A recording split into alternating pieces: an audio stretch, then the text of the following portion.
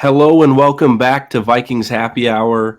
This week, joined by Ben Goessling, fresh off what is kind of a surprise Kwesi Adofo-Mensah press Yeah, conference, but a good one. So thank you for coming back. Thank you for joining us. for sure. First off, how you been? It's been we talked to you before free agency kicked off, and Yeah. now it's post free agency. Not The much has Vikings have happened kind of since. No, not much at all. very quiet, as it always is with the Vikings. Are you? I feel like I haven't ever asked you this question. Are you like a fan of the team, given that you've covered it for so long, or is it just strictly like this is business? No, it's business. I mean, it really is. You root for stories. You have people you like, but the job for us is really about win, lose, or draw. And I've covered 2 draws in my time on the Baltimore and the Scott Tulsey Green Bay. The Packers one. Yeah, that was not a good game. At any rate, well, no, I guess there were 2 Packer sites. I've covered 3 because there was the Daniel Carlson. Oh gosh, well, yeah. was That was the one I was thinking of. That was the first one I was thinking of. no, I was thinking it was Scott Tolzien. He got benched at halftime for Matt. Oh, and Ponder. Yeah. Ponder, yes. And the Packers, I think, needed that tie to stay in the division race because then Rodgers had a broken collarbone, I think, and then they ended up coming back. That was like the Rodgers to Randall Cobb beats the Bears. Anyway, Awful season. Yeah, that Vikings team. Boy, that 2013 season was a tough one. There's a lot of stories with that season. Yes. That was a weird year. Anyway, no, you end up rooting for stories. You root for people that you develop relationships with that you want to see do well. But that really has to be it. I mean, the job for us is to be in an objective spot where teams winning, teams losing does not affect the way we do our jobs. So, that's kind of people kind of say, oh, come on, how do you do that? But it's, you learn it over the years. You're kind of taught as you come into the business that's how it works. And you don't cheer in the press box. You cover the game and take it in as dispassionately as you can. Obviously, you're reacting to things that happen, and you love the fact that you get to see things that you may never forget every time you go to a stadium. But yeah, beyond that, you really have to turn the rest of it off because the professional duty is to do it as objectively as possible. Well, objectively speaking, then, how do you think the Vikings have done this free agency? Well, I mean, I think it's been an awfully eventful time of year for them. I mean, we've seen that the last couple of years, and I thought this one would be because of all of the money that they had to spend. But it's been interesting to see the ways that they kind of the thing I've seen with this group is they are not shy when they identify a need, whether it's they need to get a more aggressive defensive scheme, they fire at Donatel right away. When it's hey, there needs to be a change with the corners. We saw it last year in training camp. It was one guy after another coming in training camp, and then even on the later part of it when Stephon Gilmore came in. This year, and we heard a lot of rumblings about this, but this year it was the offensive line was going to get addressed, and I think there was a big push to get more pass rush in the middle of the defensive line. I mean, certainly you see that with the moves that they made. Yeah. My understanding is that's something Brian Flores campaigned for pretty significantly. So I think they were not shy about saying these are problems and we don't need to stand on ceremony for anybody. So it tracked with what I have seen them do with Kwesi Adofo-Mensah and Kevin O'Connell. And I think the money that they spent, it was impressive to watch them kind of manage the cap stuff. I mean, as you guys know, that's kind of my on this beat in some ways. the rusty 20-year-old accounting degree. It's the only thing I use it for other than doing my taxes. But so I enjoy that, and I'm fascinated to watch it all play out. But they did what they usually do, where they say, let's do signing bonuses. That takes people that manage the cap. It takes owners that are willing to spend cash over the cap, which the Wills have shown they're willing to do. And you end up with a roster that fits a lot of pieces in, at least for now, because of that approach. How do you think, with all the moves that they made, and I think Kwesi touched on this today a little bit, it seems that it's at the forefront, comp picks, because I think with how we've seen the Vikings navigate who they attempt to sign in free agency versus who they don't, it was clear they were willing to spend a lot of money, but some of that money was on guys that they knew wouldn't impact the comp pick formula. So just curious your thoughts on that. Yeah, I mean, I think that's been part of the approach the last couple of years in the sense of trying to find deals that won't affect the comp picks. I think they've kind of gone about that the last couple of years where they can. I mean, sometimes you just say this is the guy we want, we have to go get him. But when you're sitting there losing quarterbacks, it puts you in position to get a nice haul from the comp picks. And I think they were certainly aware of that with Sam Darnold, where the talk about franchise tagging him, I think Yeah. was something they had. It was far-fetched, but there was a discussion in the building of, man, it'd be nice to get something more for this guy than a third in a year from now. So, if that's all you're going to get, I think they want to say, let's make sure we get that. And then when Daniel Jones signs the deal that he signs, it puts them in a position to get a comp pick for him too. So it's a little bit of if the work to develop quarterbacks and get these guys playing well is not going to result in that player being the starting quarterback for the Vikings, at least make it so that the time you spend on the game's most valuable position is giving you something in return. So yeah, I think the comp picks, it's certainly been part of the strategy. There's no doubt about it. I think it's going to be part of the strategy with what they do with the backup quarterback. And I think that may mean we're waiting a while for the answer to that question. But yes, I very much think that was a lot of what they did, whether it's Jonathan Allen, Javon Hargrave, the guys that they've gone to sign have been guys that are not going to affect that formula. And that's a very intentional thing as part of the strategy. Real quick, speaking on quarterbacks, Ben, you kind of touched on it a little bit, but then obviously with the Kwesi presser today, this is the first time we really got their insights into how they've navigated this offseason with JJ McCarthy in mind. What are your thoughts on how they've navigated, at least the story coming out of like how the Vikings have navigated the quarterback situation and all of besides that, obviously Aaron Rodgers plays a part in this, which was a huge part of the press conference today, right? Obviously, right, rightfully so. But like, how do you think they've navigated it just with the fact that we hear that they haven't told anything to JJ McCarthy about he's the starter, all this stuff, even though it's just him and Brett Rippon. Like, you can read the tea leaves, but just curious your thoughts on like how they've navigated everything in terms of the communication coming out, all the hoopla going around the JJ McCarthy, Aaron Rodgers, and just the entire position itself for the Vikings. I mean, I think you've seen there are pieces of this approach that I think actually map quite predictably onto what they did last year. And that may be a bit of a stray thought, but I'll explain what I mean.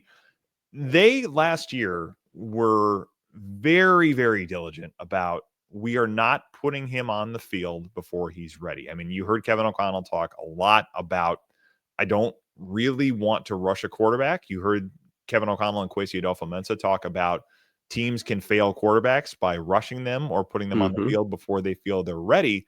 And I think as much as possible, they have wanted the JJ McCarthy timeline to be free of outside factors. In other words, they don't want it to be, we'd like to have a little more time with him, but he's the best we got. So let's just throw it out there and see what happens and hope for the best. I think they want to be able to say, no, we believe he's ready. We think he's going to take the job and run with it. I covered baseball for 5 years. I think about this a little bit like a prospect coming up where you don't want to have him on that shuttle back and forth from AAA. You want him to come up or AA, wherever he happens to be coming from. Sometimes big prospects don't see AAA. But at any rate, you don't want that guy to go back to the minor leagues. And obviously there is no minor league here, but the minor league would be taking him out of the lineup. Would be the bench. Yeah, it would be it's the Anthony Richardson thing. It's more to the point with Kevin O'Connell. It's Dwayne Haskins in Washington where that didn't work. And I don't think they want to have that happen. I think they want to get to the point where it's his job. They feel all of the work has been done, and then they're going to take him and go. That's why Sam Darnold was here last year. I think that's why they were interested in bringing Daniel Jones back, is possibly to make him that guy. And I think it's why they're still, even if the tea leaves are there, like you say, where they're building the roster around him. And Kwesi talked about that even a little bit today. They are very much operating as if he's going to be the guy. I don't think they want to back themselves into that corner publicly until they have to. And they really don't have to right now. So I think that's a lot of why they are playing it the way they are, even if everybody kind of thinks, yeah, it's going to be him. He's the guy. But there's nothing they gain from making that statement right now, other than, I suppose, killing the Aaron Rodgers discussion, which you could maybe argue there's something to be gained from that. But they also, I don't think, are the types to say we are 100% ruling this out, or we are 100% going in with this. The binary solutions to this, I don't think, are the way they think of the quarterback position. How do you think that they're going to go about addressing that quarterback room? Because, like, to Miles's point, there's no way that you're just rolling with those two of McCarthy and Rippin time. Even though Kwesi did give him some kudos in the Yep. presser, some underrated skills that he had. But do you get the sense he called him sneaky athletic or fast today? Did he do that? Yeah, I swear I heard something like boy. that. So Yeah, I love those. Yeah, I with all respect to the sneaky athletic Brett Rippon, I do not think they are done at the position. I think how you're going to see this go, I would keep an eye on April, I believe it's the 28th, that Monday after the draft. Okay. Why I say that deadline, there's a 3 p.m. deadline that day, 3 p.m. Central Time. 4 p.m. Eastern is the end of the business day for all things in the NFL. So if a player is not signed by 4 p.m. Eastern, 3 p.m. our time on April 28th, it means that he does not count against the compensatory pick formula for 2026. Going off what Kwesi said today and going off of the things I've heard behind the scenes, and these things track very closely together, I think they are going to be very careful about what they do, not jeopardizing the chance of getting a second comp pick for Daniel Jones. So what that may mean is they wait until late April to go sign somebody. I mean, the names you hear, Joe Flacco, Ryan Tannehill, are a couple that I've heard. You're gonna have a lot of guys in that vein. But if you have to pay one of those guys $5 million or something like that, I don't know what the number will be. Maybe Sure. not even be that much. But they don't want to do anything that's going to possibly cancel out one of those contracts in that formula. So it could take that long. If they had a trade option, I don't think I'd rule that out either. They don't have a ton of draft picks, but you could probably dip into the 2026 supply, especially if you expect to get 2 back in the compensatory world next year.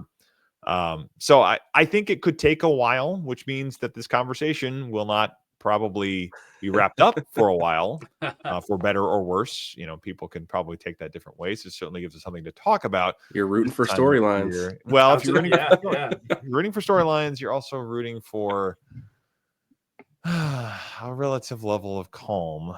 Not to put my hand too much, but yes, there is a little bit of that as I think about that possibility as well. So we could be doing this for a while, and even if they sign Flacco or Tannehill or somebody else, that storyline probably only gets killed one way.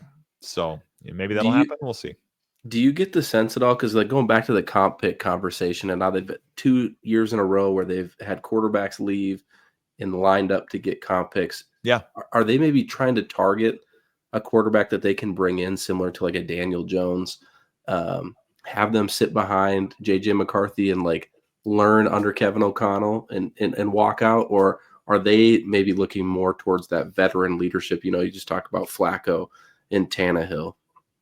Yeah, I mean, I think if they can find that guy, you'd look to do it. It's just you have to find that guy. I mean, the market may not have that guy. I mean, Jameis Winston was a guy that I thought about along those lines until he signed with the Giants, but very much in that vein of a guy that has shown a lot of talent. He's been a top pick and probably needs a little bit of refinement, a little bit more maturity. Although I think from what I've heard about him over the years, I think he has grown up a little bit. Those may be words I come to eat at some point, but he's very much in that vein of talented guy that if you can get things back on track for him, maybe he is kind of able to reach that ceiling that he's scratched at only a little bit in the NFL. Yeah. So, if there's a guy like that that's out there, whether it's a trade or whether it's somebody that's still on the market, Drew Lock.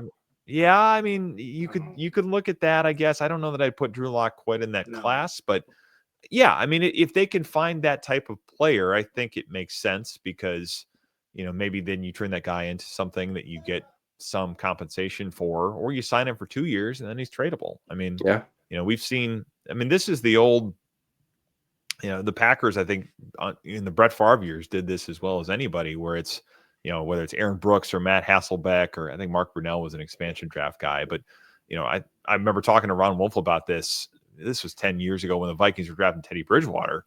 I did a story for ESPN talking to like Wolf and Bill Polian about just the process of looking for a quarterback and what goes into that. And Wolf was always famous for saying, you should take one every year because they're always in demand. And if you believe in the way that you can develop, those turn in. Matt Shaw is an example of this. Those guys turn into very valuable trade chips if you like your system. So I don't see why they wouldn't, because we talk a lot with this group about market efficiencies. Obviously, Kwesi comes from the financial world, and that's Moneyball in the sports context is market efficiencies. If you think your coaching ability to develop quarterbacks is an efficiency that is not subject to the salary cap, you should maximize that. So I think they're always going to be looking for those types of players. And if they can find them and develop them, that can be a great surplus. That's easier said than done probably, but heck, Daniel Jones gave the endorsement of what they're doing with quarterbacks. I think Sam Darnold probably will when he's asked about it. Aaron Rodgers being interested, I think, is an endorsement of some of those things too. I think there's a lot of people that would say, yeah, this is a good place for me to be. So yes, if they find a guy that they think can be that type of asset for them, I'm sure they'll take a strong look at it. What was your insight on Daniel Jones? Is it just the simple fact that he chose the Colts because it seemed like a clearer path to him to see in the field? Yeah, that's my insight on it as well. I think other people have said that too, but that's certainly been what I've heard. I think they were competitive financially. I don't know that they were going to go quite to that point, but that's also because I don't think they saw him as much of a great option to start as the Colts did. I think there was going to be competition. I think it would have been something where if he looked great in training camp, they probably would take a look at it. But I'm sure he's looking at it as well and saying, you know what, I'm going to a place where they benched this guy last year, and I'm staying in a place where they've been as complimentary of the young guy as they could possibly be. And Daniel Jones is at that same crossroads that Sam Darnold was at, where he needs to reboot things to get to the point where he gets another shot at that big quarterback deal. He got the one after he beat the Vikings in the playoff game, but he didn't see that much of the cash in that deal. And he's still young enough that I think he's looking at it as what will help me get myself back onto the market in a year where I can get that Sam Darnold, Baker Mayfield kind of quarterback reboot type deal, maybe even do better than that. We'll see. But I think a lot of his thinking there was what's going to help me get to that point.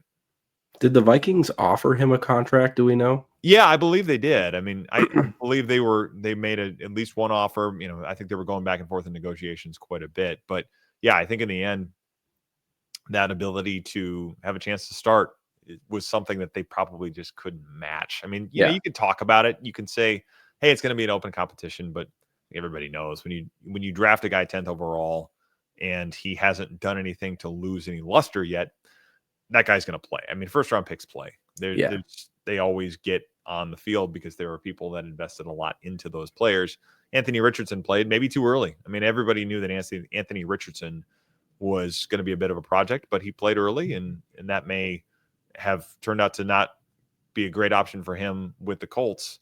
So I think looking at the situation for Daniel Jones, this is probably a easier path for me to envision getting back into a productive role that gets me another contract.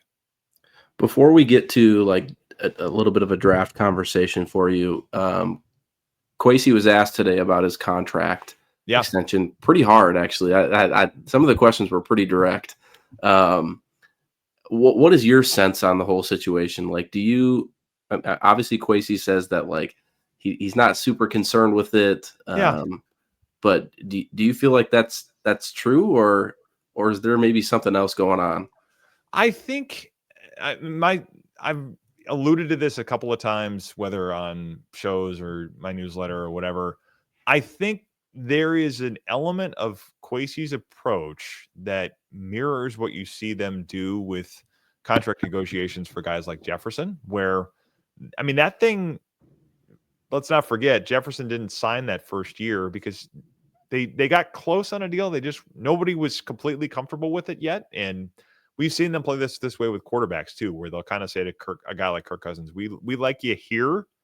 And he says, okay, I want to be here. And like, okay, that we can sit here, we can deal with the uncertainty, or we say goodbye if we're not both happy with the terms. And I think he's very aware that peace of mind leads people sometimes to sign deals early that they otherwise wouldn't sign if the situation was kind of a neutral thing where you weren't worried about your future. So I think a lot of it for him has been saying, I'm going to wait and get the deal that I feel I deserve and that I want. And if that doesn't happen right away, then, you ride it out. I think he's got a little more of a stomach for that than a lot of people in this situation have probably had. I think that's played into some of it. I think that the talks have gone back and forth, and some of these things I can remember the last one the Vikings did with Mike Zimmer and Rick Spielman. I think that lasted almost until training camp. So some of these things, it may be him and his agent, and I would imagine Andrew Miller doing a lot of the negotiating here, kind of going back and forth and trying to get something done.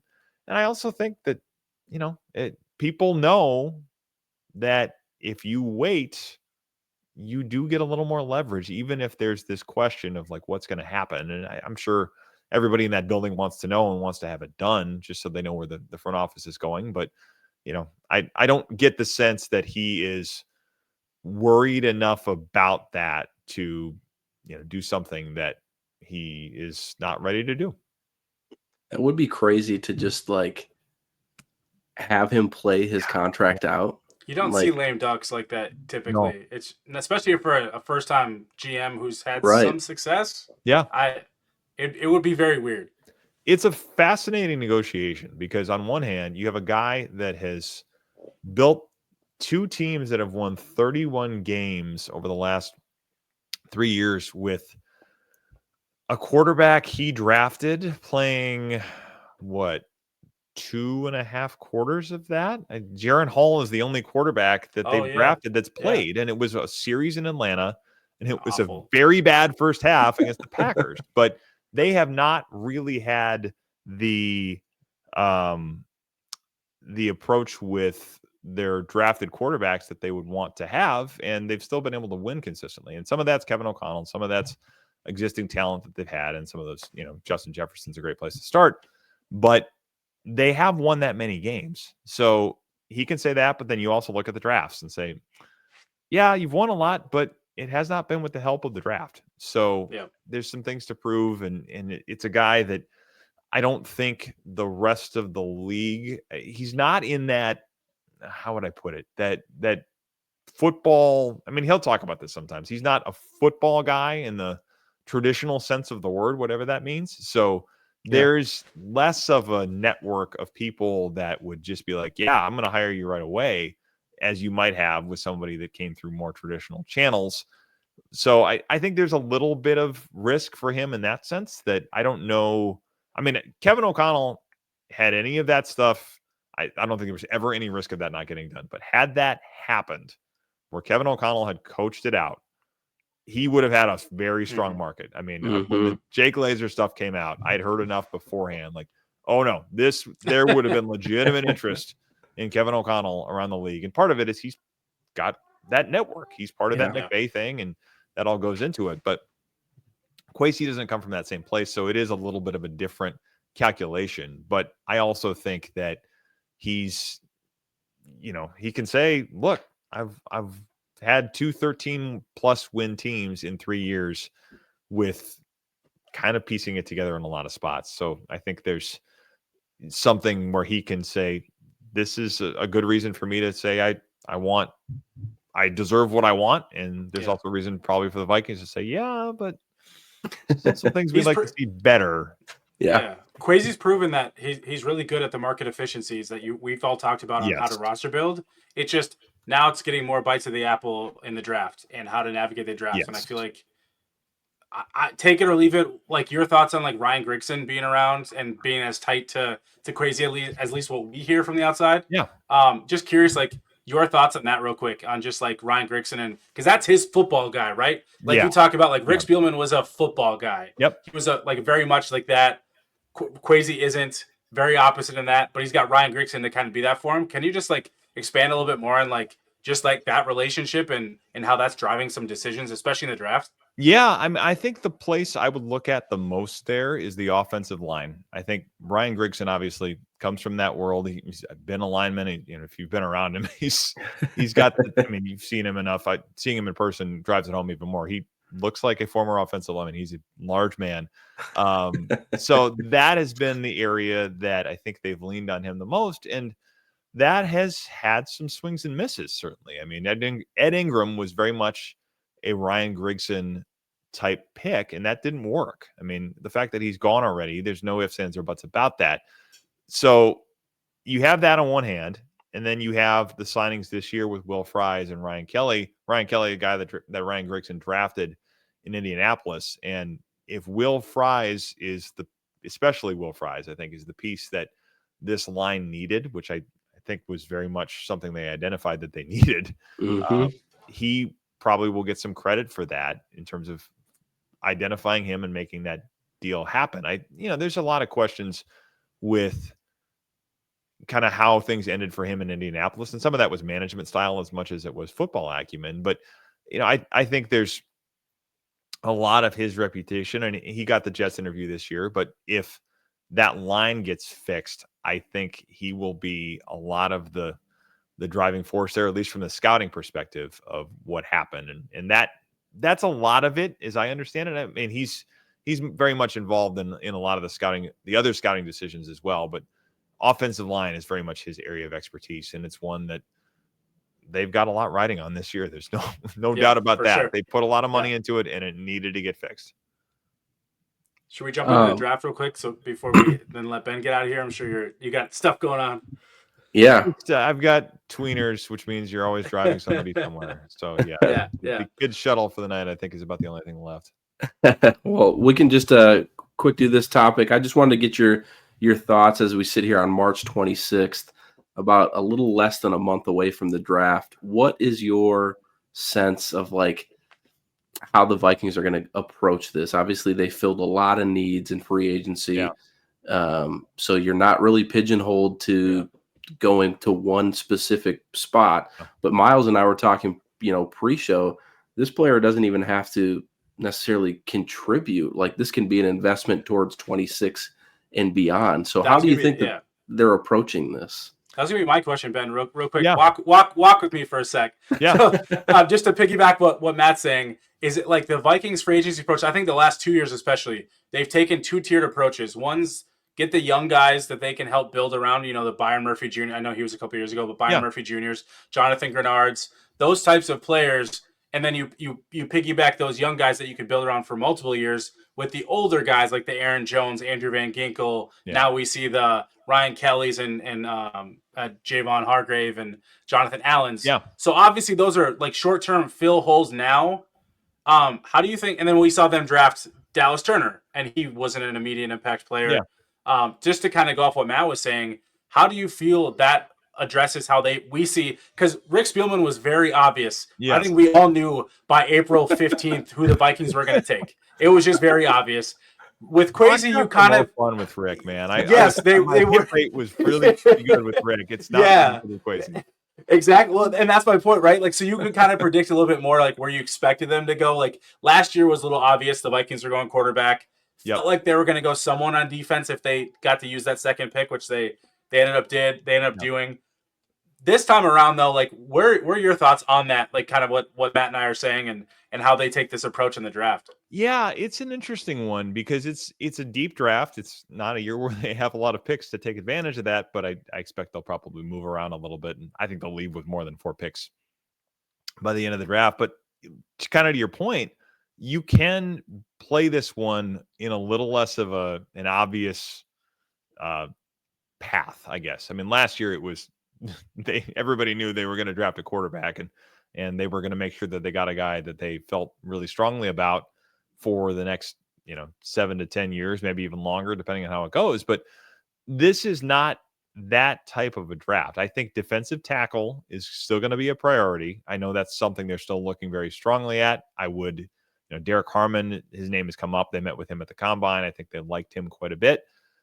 There's going to be, I think, a look at that group, but it's a deep group, so you may not have to do that in the first round. I think a corner, if they have one at 24 that they like, is an obvious need, even with Byron Murphy back, Isaiah Rodgers being part of the mix, Mekhi Blackman coming back, Jeff Okudah is, we'll see what becomes of that. So, a Flores project right there. What's that? He's a Flores project, what it feels like. For sure. Yeah. Yes. It's a guy that, he was the third pick in the draft. He's got all the talent in the world. It's just they have to teach him to cover within the rules, at least as they exist now. Possibly the Lions will have their say in making the rules a little more forgiving for that style of play next week. Lions had that rule on the proposal of let's not make defensive holding an automatic first down. Like, gee, why would the Lions of all teams doing that? Anyway, they have to get better with him there. And I think if they can, that could be a nice find. That could be a guy that has a lot of upside, but for sure, I expect corner is still going to be a priority. I think defensive tackle, like I said, and then I would keep an eye on wide receiver depth. They did the Rondale Moore pickup. I think that's a short-term thing, but they have sniffed around in that world a little bit in the pre-draft process. I think there's going to be a look at, how can they find another guy there? Because one of the questions they have to answer in the next couple of years is, what does that position look like behind Justin Jefferson? Jordan Addison heading into year 3, you're going to have to make a contract decision on him in the next couple of years. And wide receivers have been in abundant supply in these drafts. So if they can find somebody to either pair with that 1-2 punch that they have, that's one of the best in the NFL, or possibly be a successor to Jordan Addison, I think it's a back, kind of back pocket need, sure, but I think it's probably going to be in there. You could say the same for running back, I think, still too. Maybe that's a little different with Jordan Mason, but those are kind of the places I still see needs. And you can add other nice to have type things too. Tight end, I suppose, would be another one. But yeah, I think the defensive side of the ball probably still makes a lot of sense. And then I guess the other one to throw in, I've thrown enough darts here. We'll throw one more. If they found another guard that they liked, I think that's worth an investment as well. Do you think they like Blake Brandel there, by the way, like at left guard? Clearly enough to choose him out of the 2 other linemen that they had starting, but just curious your thoughts there too. Yeah, they like him, and I think they felt good about giving him a chance to earn that job last year. But, there's no sugarcoating. He had moments where he looked fine, and towards the end of the season especially, he struggled. And I think that's going to be something where if they find a spot to upgrade, you would do it. And the other thing to remember with him is before he was a starter, he's got a lot of versatility. He's a guy that's played tackle. He's a guy that's played guard. They worked him out at center a little. I think back in 23 they did that, maybe during the middle of the season. So there is a lot of value in having those swing type guys. Walter Rouse may end up being one of these guys too, but having that guy that you can drop in. Rashad Hill made a career of this. A guy that they picked up, I think, off the Jaguars practice squad, and they signed to like 3 or 4 different 1 or 2 year contracts, but he was here 5-6 years on that type of a deal where it's, you can plug me on either side. If you need me in a pinch, I'm there. So I think those types of players, if you have them, and I know Kevin O'Connell values that type of guy. That's been Oli Udoh, that was David Quessenberry. I think if Blake Brandel went back to that, I'm sure it would not be his priority or his preference, but there's value in that too. So if they found an upgraded guard, I can't rule out that possibility that it goes that way. Well, we're gonna find out soon enough because, like we said, the draft is just right around the corner. So yeah, I think for now, that's all I have for you on this evening. I appreciate you hopping on a day that maybe was unexpected with a Kwesi presser, but So it was a newsy one. I mean, You're more gonna so than I thought we would get.